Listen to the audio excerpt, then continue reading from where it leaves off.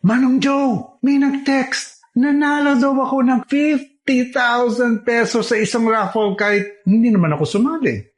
Hindi bale, blessing pa rin. Ang swerte, di ba? Lolomon, blessing? Baka stressing. It's giving major scam vibes, ah. Naku, kahapon nga, may tumawag sa akin. May parcel daw ako worth 3,000 kahit wala naman akong in-order. Wag ako ha, that's a no-no kay Manong Joe.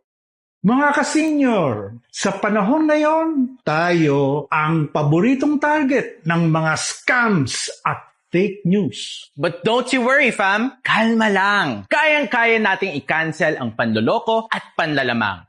Basta sama-sama, kaya! Think ka muna, Pilipinas!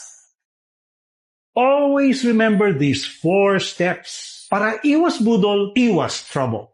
Stop! Huwag agad maniniwala kapag may tawag, text o sulat na parang minamadali ka. Kung hindi mo gets agad, huwag magpadalos-dalos sa pag-react at pag-decide. Ask. Kapag may hindi maintindihan, katulad ng OTP, QR code, magtanong. Pwede magtanong ka sa anak mo, sa apo, o sa kaibigan, basta yung taong mas nakakaalam. Check kung may nag-text o nag-message na hindi mo kilala o may link na sinend sa'yo. Huwag i-open agad-agad. Tignan kung galing sa legit na source o kung official document nga talaga. Verify.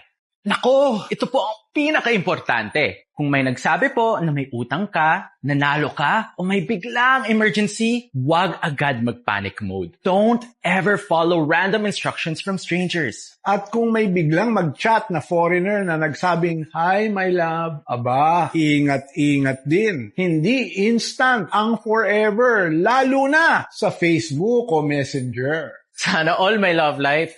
Sabay-sabay nating i-cancel ang fake. Tandaan, wala sa edad ang matalas na mentalidad. Think ka muna, Pilipinas!